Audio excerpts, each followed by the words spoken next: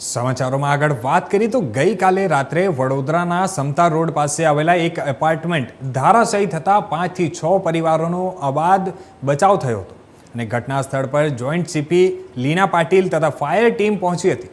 પૂર્વ કાઉન્સિલર રાજેશ આયરે પણ પહોંચ્યા હતા અને પ્રાપ્ત વિગત અનુસાર નીચેના મકાનમાં રિનોવેશનનું કામ ચાલતું હતું અને ત્યાંના રહેતા રહીશોએ કીધું પણ હતું કે એ સાચવીને કામ કરજો અને સાંજે કામ બંધ કરતા રાતે ફ્લેટ ધરાશાયી થયો હતો.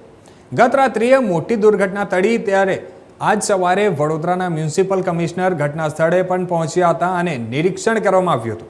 આપણે વાત કરીએ તો ઉચ્ચ અધિકારીઓને પણ સૂચનાઓ આપી હતી કે બીજા મકાનો આવેલા છે ને તેઓને નોટિસ આપો અને જ્યારે ત્યાં રહેતા પરિવારોએ રજૂઆત કરતા કહ્યું હતું કે ખૂબ જ નુકસાન થયું છે, જેનો જિમ્મેદાર કોણ?